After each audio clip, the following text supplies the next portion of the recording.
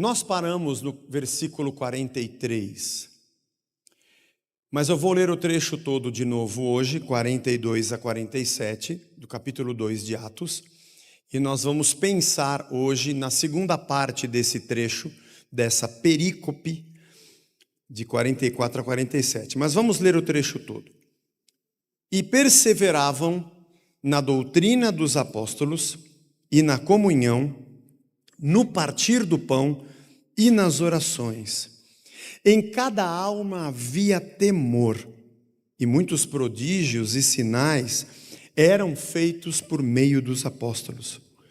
Todos os que criam estavam juntos e tinham tudo em comum. Vendiam as suas propriedades e bens, distribuindo o produto entre todos, à medida que alguém tinha necessidade.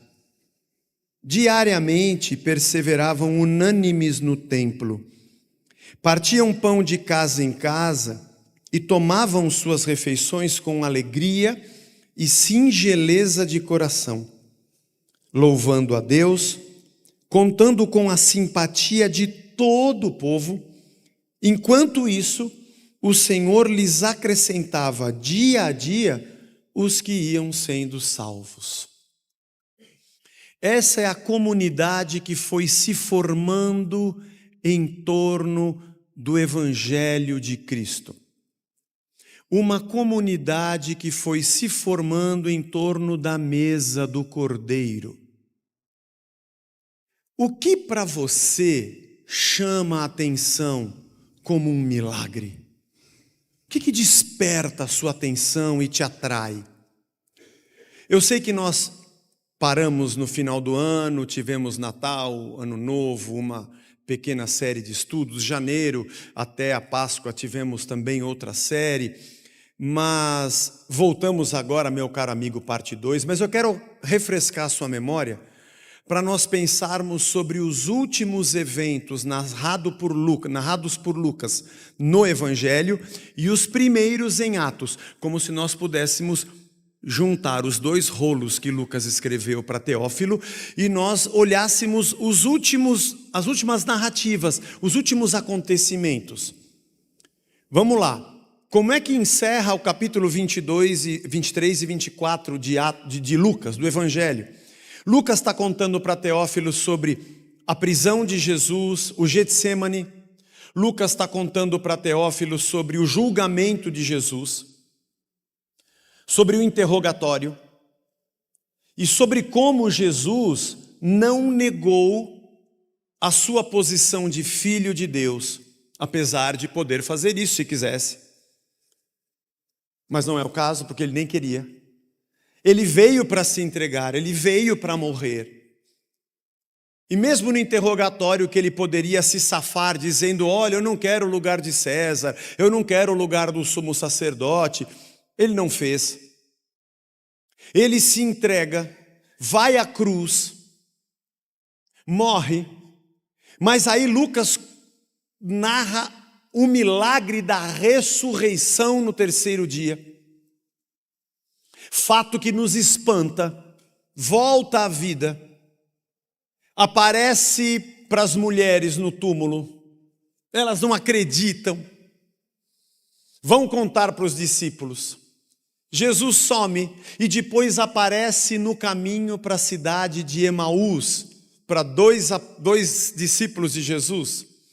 Você se lembra disso? Ele vai conversando com os discípulos, que coisa incrível, ele some lá e aparece aqui. Quando ele parte o pão lá em Emaús, os discípulos reconhecem, é Jesus, ele some de novo. E vai aparecer lá para os discípulos outra vez. Meu Deus, quanta coisa louca, milagrosa, estupenda está acontecendo. E Lucas encerra o Evangelho dizendo que Jesus voltou aos céus. E ele começa o livro de Atos, que também escreveu para o Teófilo. Bom dia, Teófilo. Para o Teófilo que está aqui conosco. Pergunta para ele. Ele escreve dizendo que Jesus apareceu por cerca de 40 dias, inúmeras vezes, para os seus discípulos. Coisa incrível. Aí ele conta que Jesus estava com eles reunidos dizendo a eles que não se ausentassem de Jerusalém, porque alguma coisa poderosa aconteceria com eles. Quando ele é levado aos céus e os discípulos assistem essa cena estupenda, maravilhosa, um negócio que não dá nem para imaginar, irmãos. Um corpo glorificado, reluzente, material e espiritual ao mesmo tempo, de uma condição física redimida, transformada, glorificada, aparece a eles e vai sendo elevado. Eu brinquei aqui às 9, não era a Nanny McPhee com um guarda-chuva, não, era o Filho de Deus. E logo depois que isso acontece, Lucas narra, entrando no capítulo 2, o que aconteceu no cenáculo, você lembra? Estavam reunidos, orando, louvando a Deus, e o Espírito Santo se derrama sobre eles. Conta o milagre de um vento impetuoso que não se sentia, mas se ouvia. Depois labaredas de fogo eram vistas naquele lugar e eles cantavam. E o que aconteceu mais sobrenatural ainda, do lado de fora, estrangeiros judeus de várias nacionalidades, cada um os ouvia na sua própria língua materna. Que sinal estupendo! E agora Lucas começa a dizer para Teófilo o que aconteceu com essa gente que creu no rei e no reino que eu contei no primeiro livro e que agora foi cheia do Espírito. Irmãos, é uma coisa extraordinária a ressurreição de Cristo, é a base da nossa fé e é realmente extraordinária. Mas Jesus é Deus em carne. É extraordinário ele aparecer aqui, sumir e aparecer lá, extraordinário. Ok, mas é Deus glorificado. Sobrenatural, aparecer e ser levado aos céus e todo mundo assistir aquilo de um jeito que nunca aconteceu na história do ser humano nessa terra.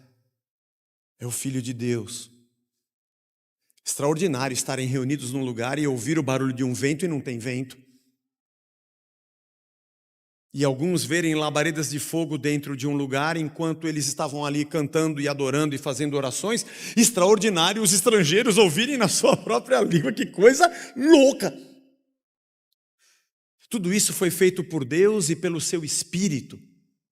Mas aí Lucas coloca junto com toda essa narrativa, uma narrativa que nos parece não tão extraordinária, mas para mim, ela é tão milagrosa quanto todas as outras. Porque ver Deus fazendo coisas extraordinárias, são extraordinárias, mas tudo bem, é Deus. Agora, seres humanos, que têm seus desejos, sua ganância, sua individualidade, o seu jeito mesquinho de ser, lutarem uns pelos outros, receberem do Divino Espírito dentro de si e começarem a ter uma vida de generosidade e de corpo de Cristo. Não tem nome de igreja aqui ainda, não tem nome de cristãos aqui ainda, mas de pessoas completamente diferentes à imagem do Filho, porque o Filho negou a sua própria vida e entregou por todos nós. E agora diz o texto que nós acabamos de ler, que todos que creram estavam juntos. Primeiro, é a primeira vez que Lucas usa em toda a sua descrição para Teófilo esse termo. Ele está usando aqui um adjetivo verbal. Esses caras eram crentes. Não está dizendo que esses caras creram nos sinais ou creram nos eventos. Eles criam no reino. A vida deles e tudo que faziam a partir da sua fé era porque eles eram gente de fé, gente que cria. Não tinha um nome cristão, nem um nome igreja como nós temos hoje, mas Lucas já começa a diferenciar um grupo de crentes, de gente que era gerado a partir da fé. E outra coisa muito legal aqui, eles estavam juntos. A palavra juntos, tem duas palavras que nós encontramos no Novo Testamento. Pros, que é um Pros uma preposição que também é utilizada para designar essa unidade. Eles estavam uns para os outros próximos, eram juntos. Homo também é a palavra que significa juntos, mas aqui ele não usa nenhuma dessas duas palavras. Traduzindo ao pé da letra, eles eram para os outros. Nós traduzimos como juntos, eles eram juntos. Eles eram uns para os outros. Para mim, é por isso que Lucas coloca essa história junto com todos esses sinais. Para mim, pisando nesse chão, esse é o maior milagre de todos. Gente que deixou de ser o que era, para passar a ser algo para o outro. Porque essa é a imagem de Cristo, que fez exatamente isso. Eu não vim para ser servido, eu vim para servir e dar a minha vida em resgate de muitos. Minha comida e minha bebida é fazer a vontade do Pai que está no céu e realizar a sua obra. Ou o que ele disse a Pilatos: eu não sou desse mundo, meu reino não é desse mundo. Vai à cruz dizendo: Pai, perdoa-lhes, eles não sabem o que fazem. Se nós pudéssemos desenhar um perfil de Cristo, era de alguém que se esvaziou, como Paulo diz em Filipenses 2,5. Deixou a sua glória, negou a si mesmo em favor de cada um de nós e deu a sua vida por nós, que não valíamos nada.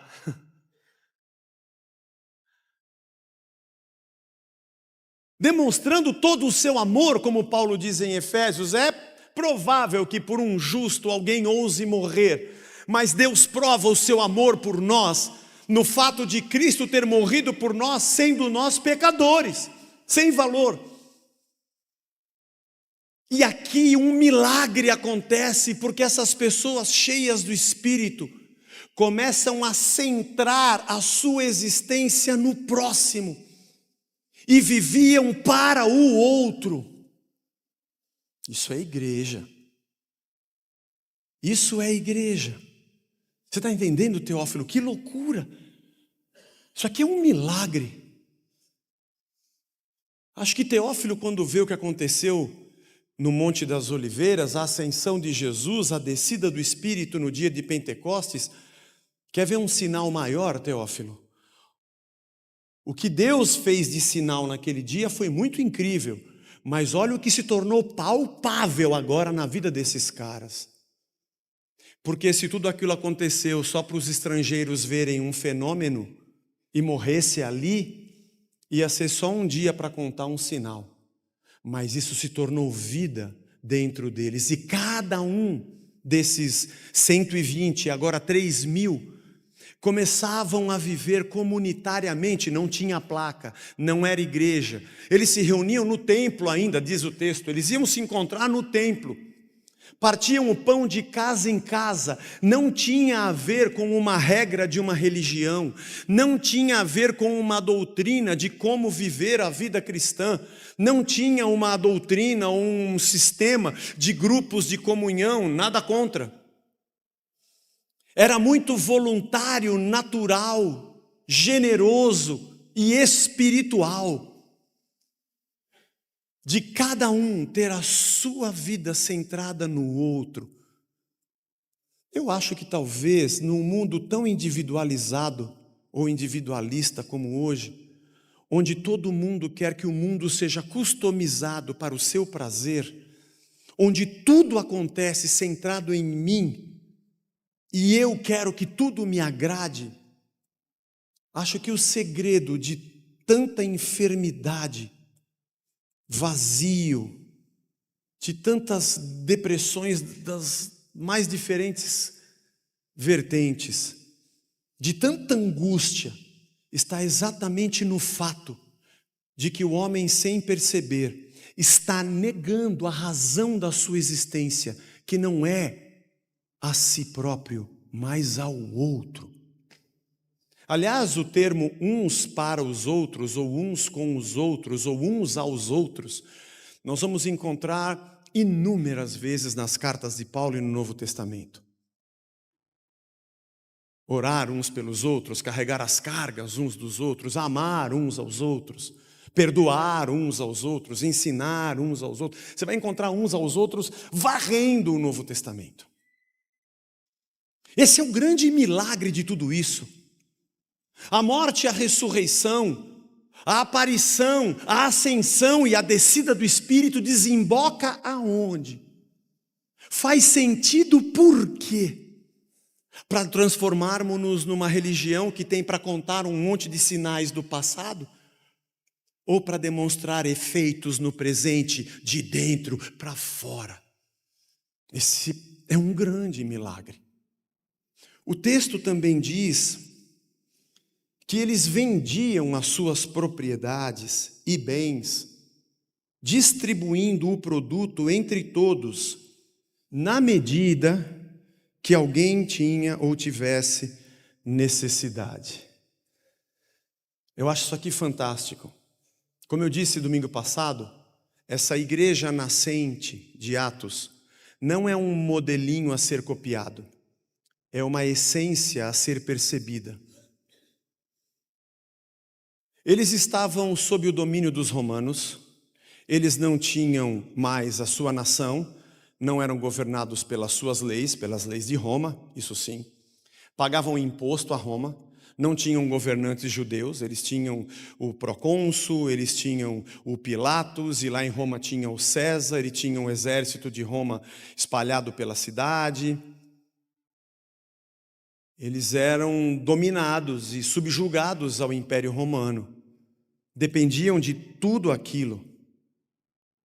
E o texto diz que ainda assim, essa gente generosamente repartia o que tinha, ao invés de dizer, uma coisa está difícil, o jugo é pesado, a carga está pesada, os impostos estão nos escorchando, esses caras estão arrancando o que a gente tem, tiraram nossa individualidade, tiraram nossa cultura, se bem que o templo ainda era preservado e podiam ter o sinédrio, que era a corte da religião.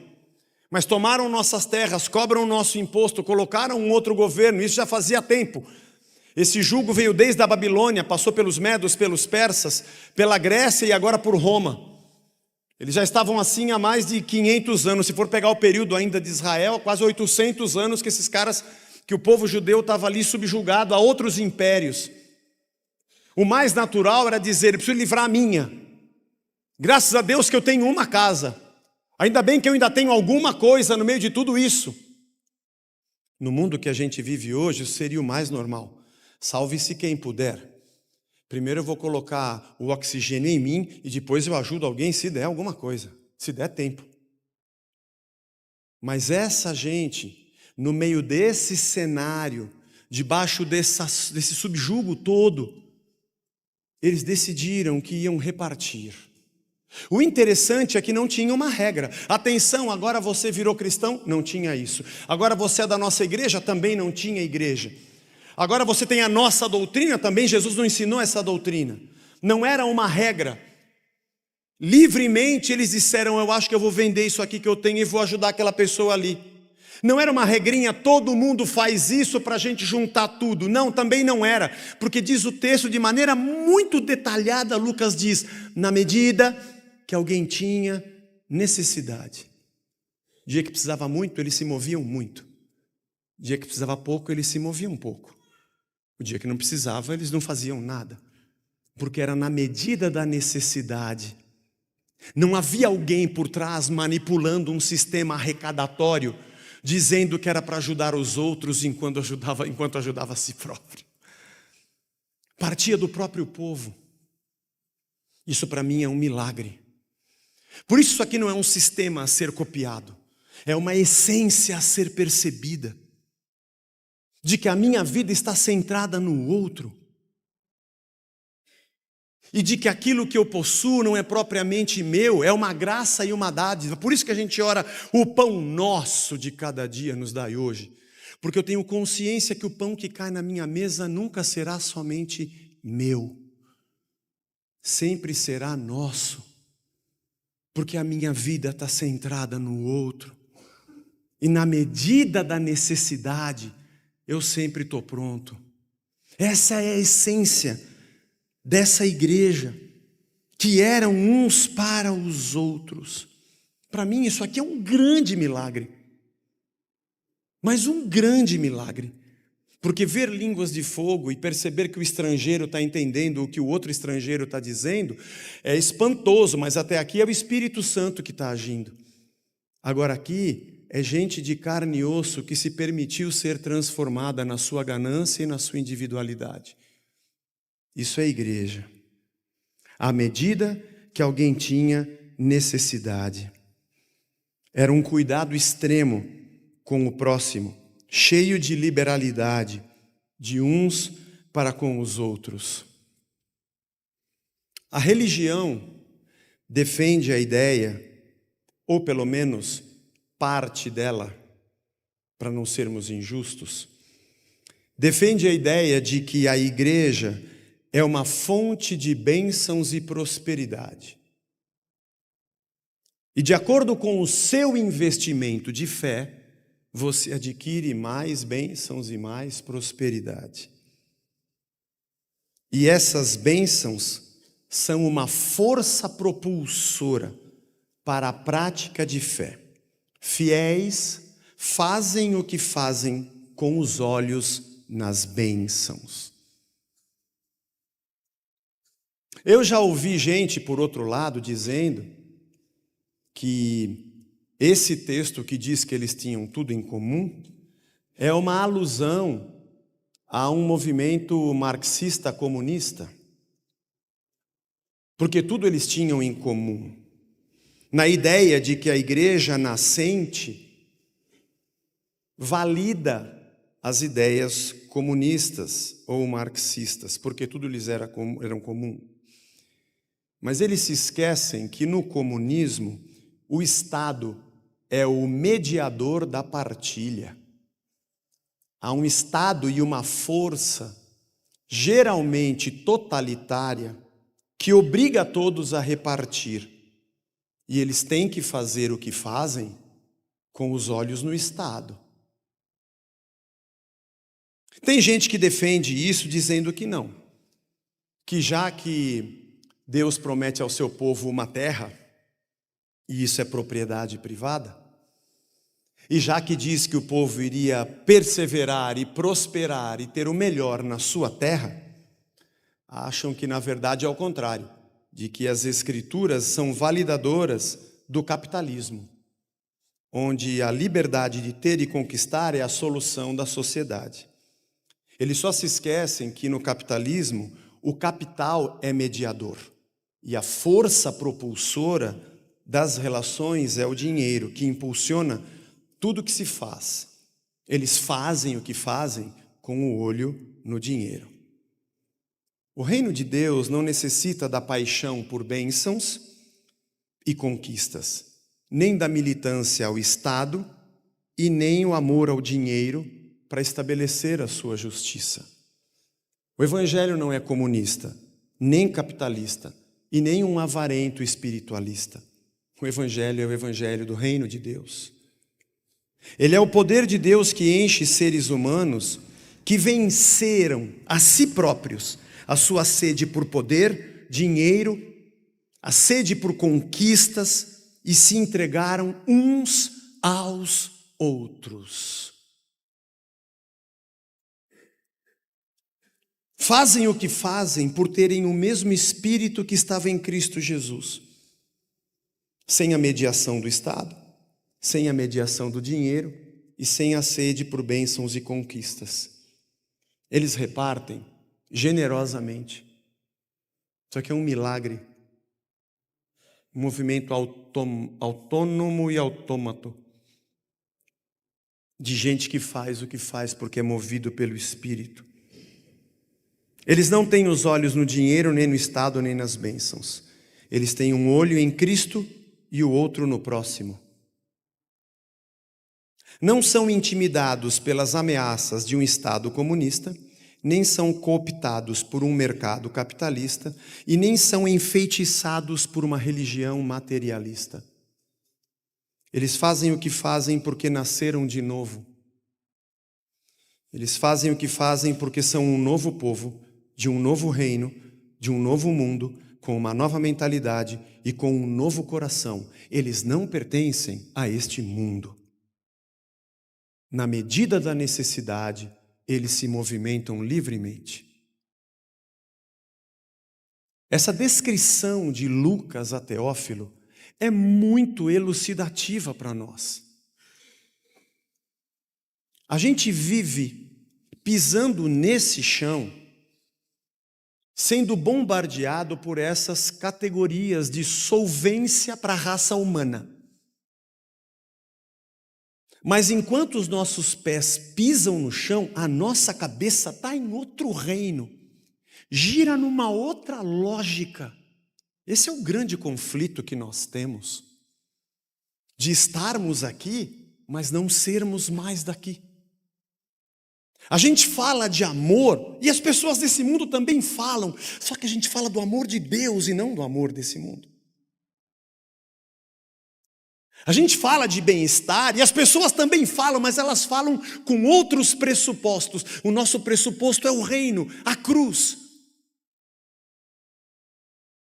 Facilmente nós somos intimidados, cooptados, enfeitiçados, e temos a tendência, num movimento de diminuição do evangelho do reino, tentar encaixar a esfera no quadrado, daqueles brinquedos de criança, a estrela no triângulo, dizendo que o evangelho é alguma dessas coisas, apesar de todas elas contribuírem de alguma maneira para a nossa existência. Ok.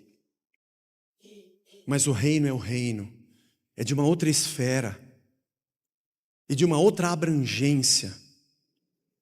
É gente que negou a si mesmo, que aliás falamos isso quando passamos por Lucas, tomaram a sua cruz e passaram a seguir o Messias,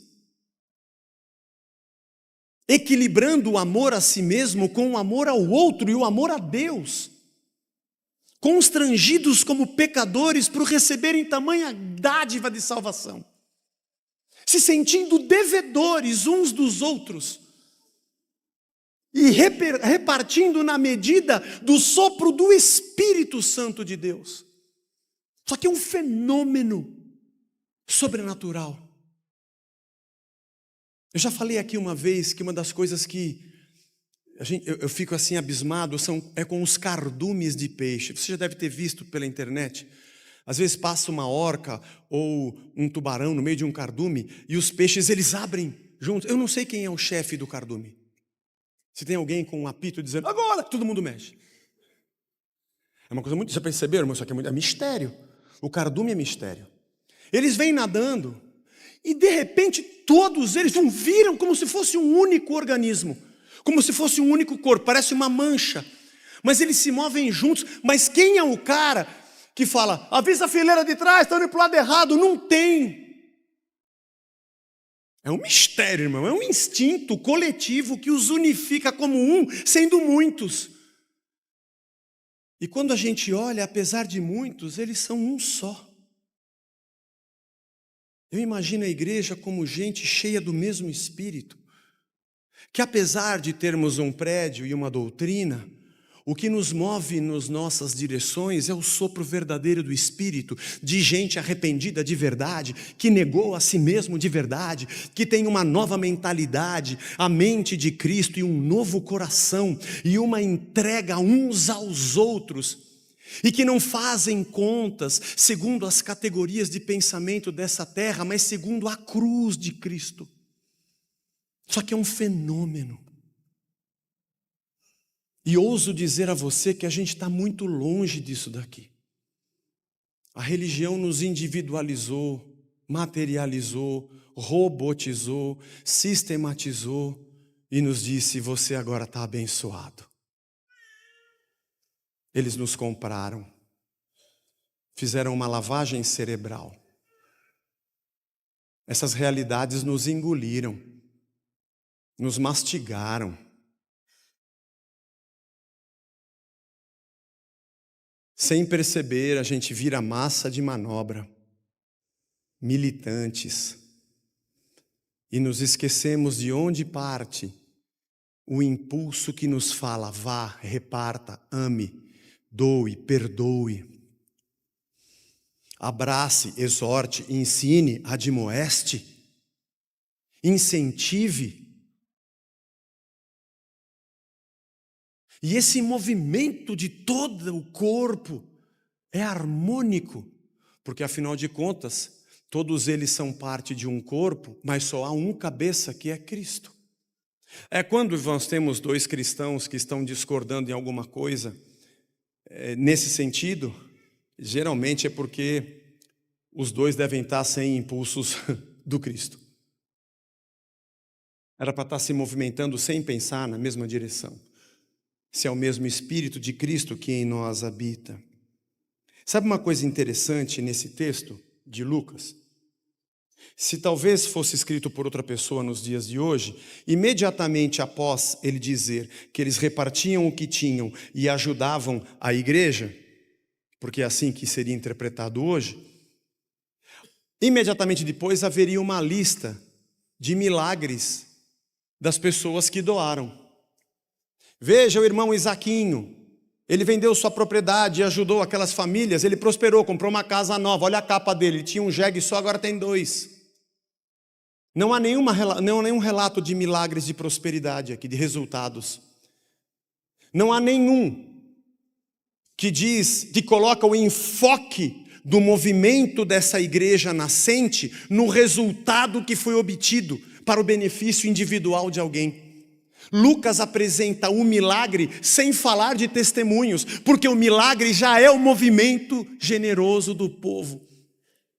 Veja, não estou dizendo que Deus não nos abençoe, que Ele não cuide de nós, nem que Ele não seja poderoso para nos retribuir e nos cobrir e nos proteger ao longo da nossa vida, porque de verdade o nosso coração é do reino. Eu não estou dizendo que Deus não faz essas coisas, o que eu estou dizendo é que esse povo não fazia o que fazia com olho em resultados. Fazia o que fazia porque nasceram de novo. Faziam o que faziam porque era só isso que eles sentiam fazer. Uma coisa é você fazer porque tem uma lei, tem uma opressão, tem um Estado, tem um mercado, tem uma oportunidade, tem uma bênção ou tem uma colheita. Aí você faz o que você quer. Outra é esse movimento genuíno do Espírito, onde você faz o que você é. Você é uma nova criatura. E se alguém te perguntar por que você faz o que você faz, eles diriam: porque eu não sei fazer outra coisa. É isso que eu sinto e é isso que eu sou. Essa é a imagem de Cristo. Aqui nós estamos assistindo ao nascer, o embrião do que nós chamamos de igreja, espalhada pela terra, porque aqueles 3.000 que se converteram, que falamos domingo retrasado, voltaram para suas nações e o evangelho foi se espalhando.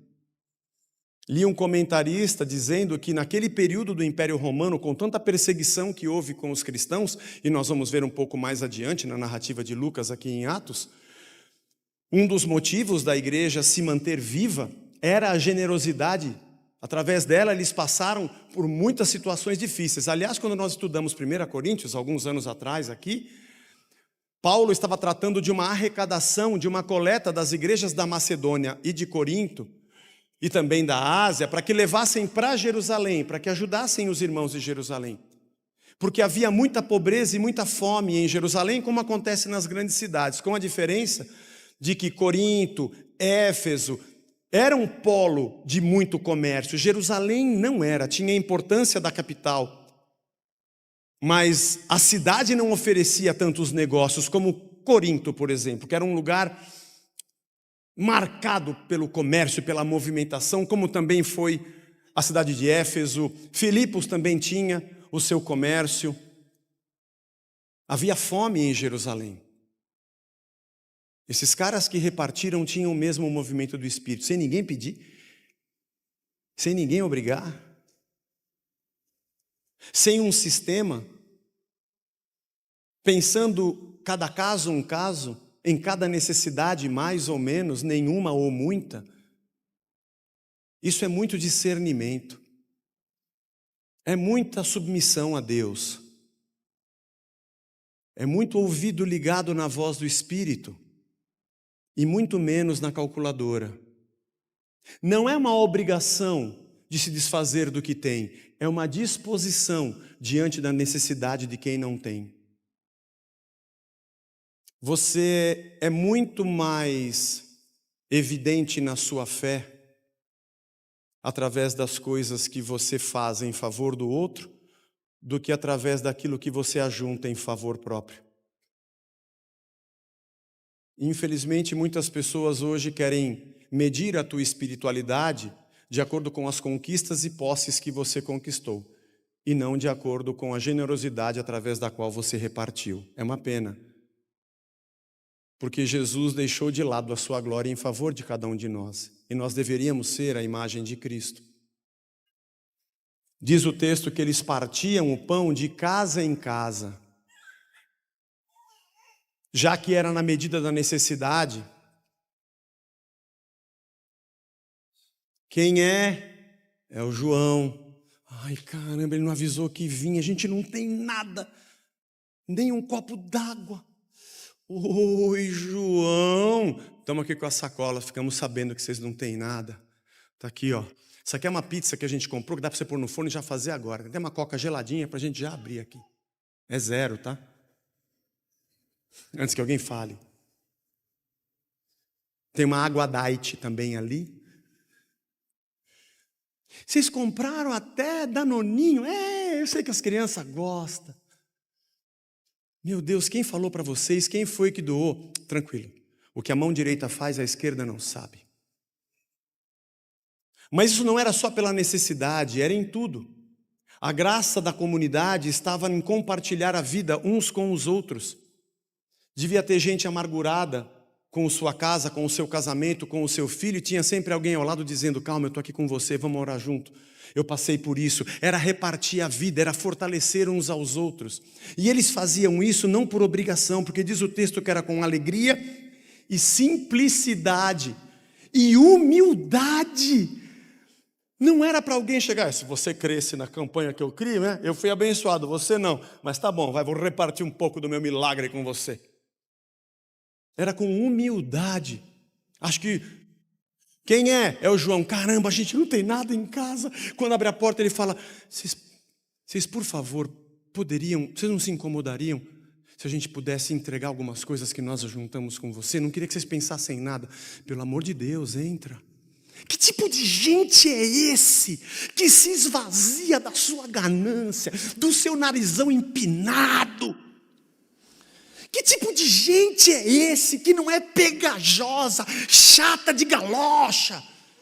Que tipo de gente é essa que não fica regurgitando frases religiosas para colocar a goela abaixo dos outros?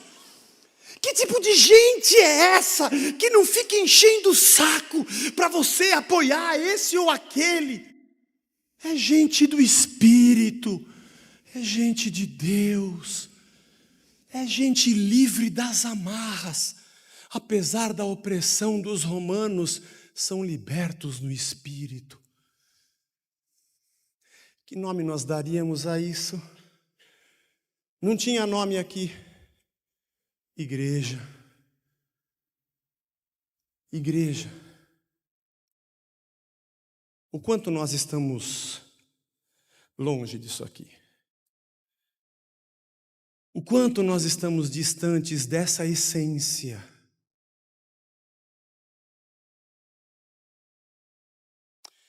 Diz o texto que eles faziam tudo isso louvando a Deus.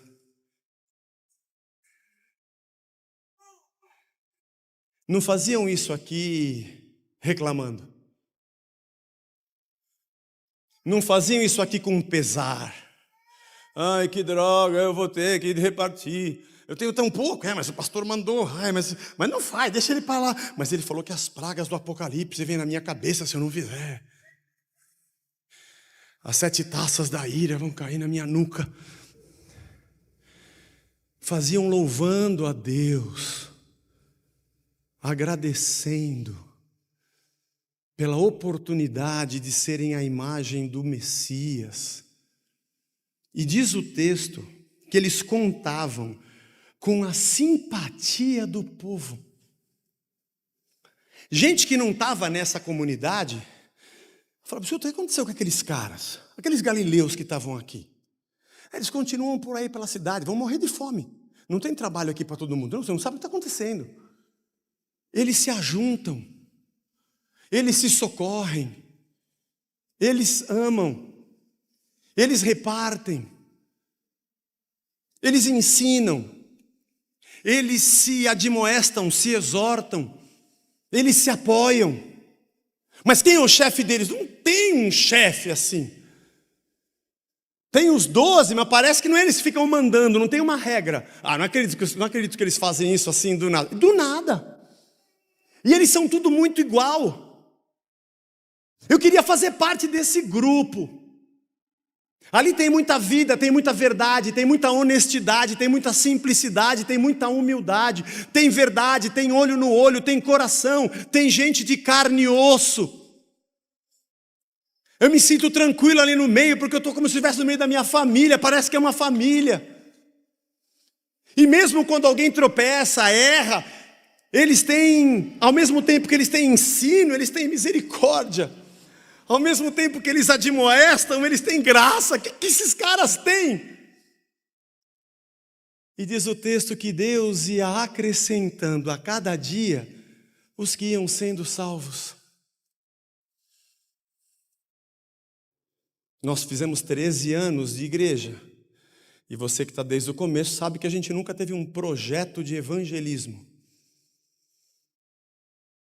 Nada contra quem faz as estratégias, não estou dizendo isso, estou falando que nós nunca fizemos. Mas eu acredito que 1.300 pessoas por domingo passam por aqui, 1.500 perto. São 1.500 pessoas vivendo no meio dos paulistas na segunda-feira. Vivendo essa verdade, essa honestidade, essa transparência. Essa verdade de dizer o que precisa ser dito com o mesmo amor que tem para perdoar aquele que se perdeu. Aqueles que têm sinceridade nos olhos, amor, compaixão, esperança. Eu não sei se todo mundo vai crer, mas essa é a melhor maneira de dizermos o que é o reino. Eu tenho que levar esse cara na igreja, porque no dia que ele for para a igreja ele vai se converter. Não vai não, ele nem vai na igreja.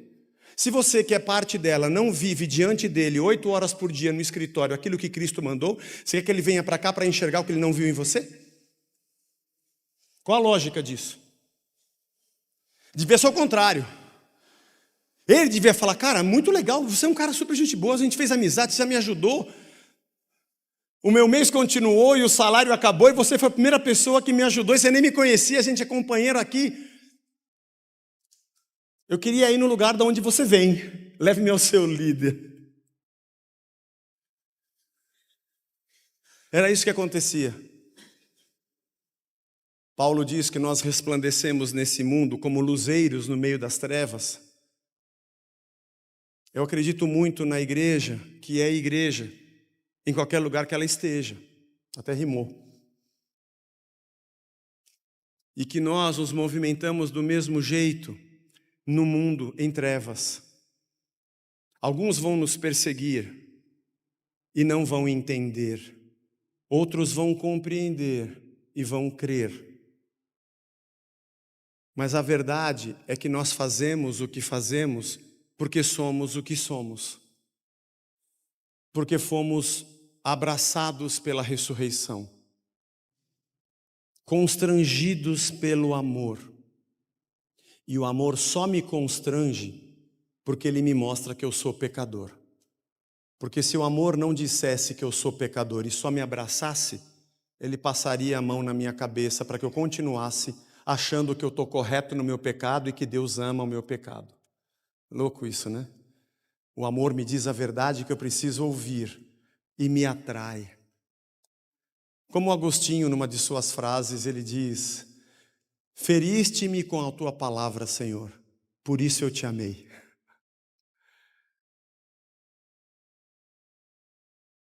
Eu espero que, como eu, você também, a cada domingo, lendo esses textos que Lucas escreveu para Teófilo, sejamos agredidos pela palavra. quando a gente lê essas coisas e ouve, fala assim, porque Deus, eu não sou assim, caramba. Se você se sente assim, como eu me sinto quando eu estudo, eu falo, não. Mas mineiro, nu. Olha o que o Lucas escreveu. Se você se sente, caramba, o que está falando, eu fico até envergonhado. Imagina eu que tenho que vir aqui falar. Você não é assim, fica sem graça quando ouve, mas eu não te conheço, agora você me vê, né?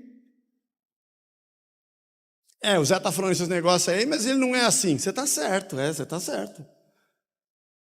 Com que autoridade ele vai pregar isso? Com a autoridade de um miserável pecador, que sou tão ouvinte quanto você e preciso tanto dessa graça quanto cada um de nós que está aqui.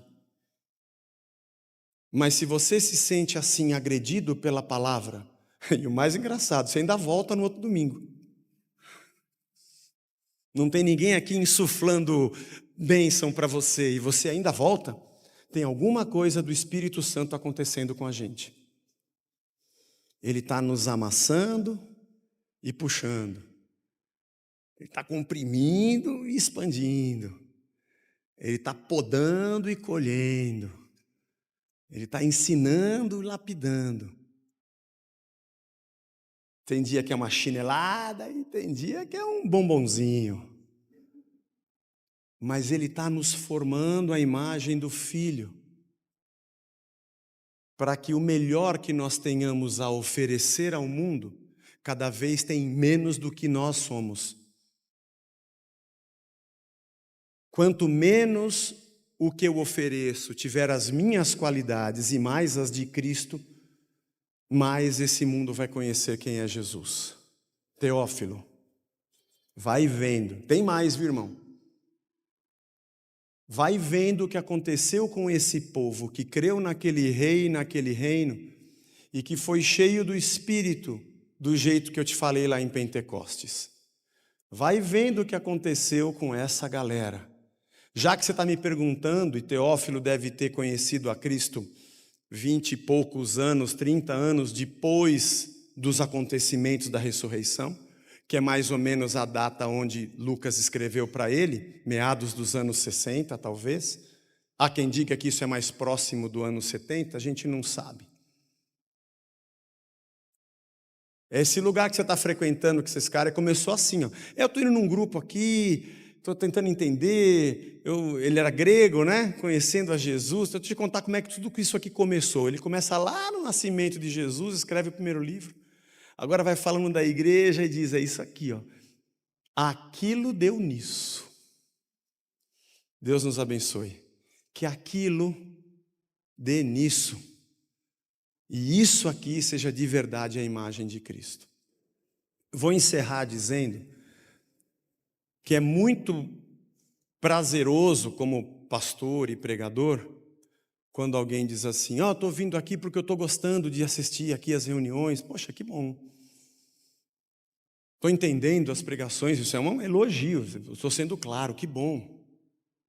Mas eu preciso dizer para você que a igreja não é o lugar que você encontrou, mas é o tipo de gente na qual você se transformou.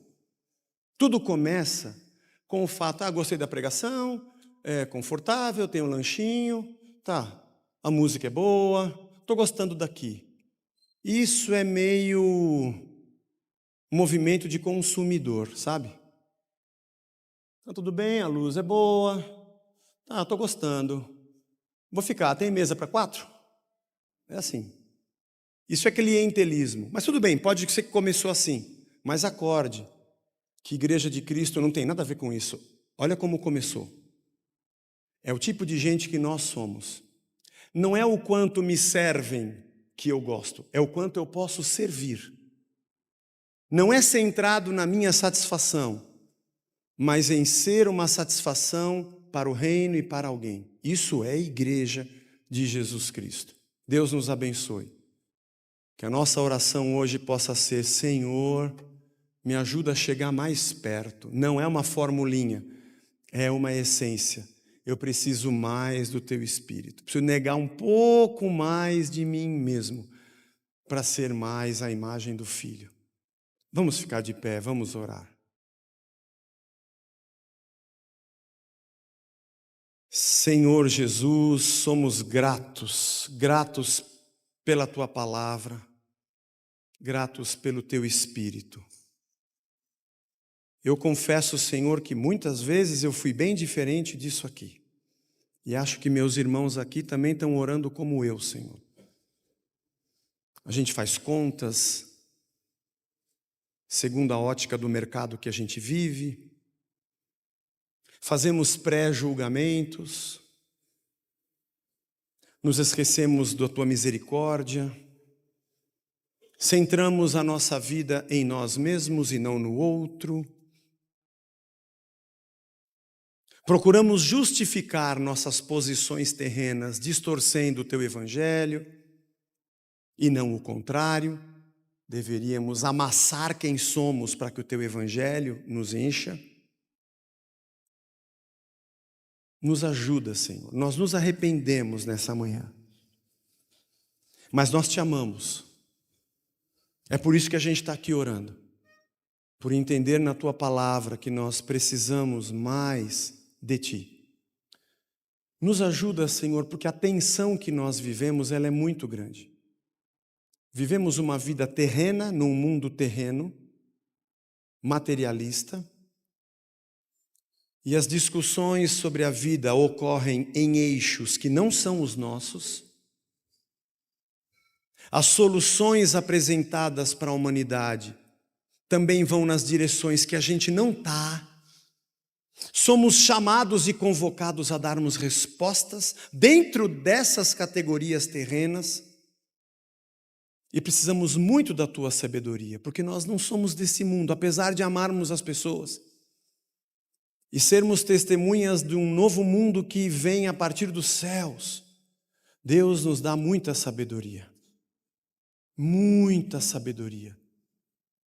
para não aprovarmos o que não é Teu, não engolirmos o que não vem dos céus e nem praticarmos o que não é a Tua verdade.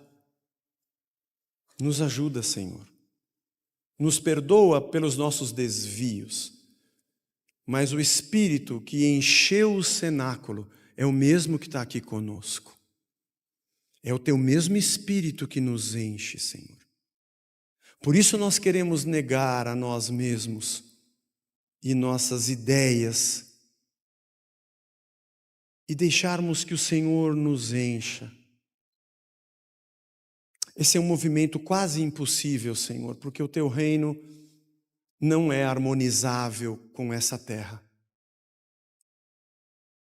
A gente tem algumas pontes plausíveis, mas são poucas e cada vez menos. Nos ajuda, Senhor, a sermos luz e sal no mundo em trevas. Começando por nós mesmos. Hoje nós nos convertemos mais um pouquinho a Cristo. Voltamos mais um pouco na Tua direção. Obrigado pela Tua graça, porque o Senhor preparou a Tua palavra, uma carta de Lucas para Teófilo, e preservou mais de 2000 anos para a gente ler hoje.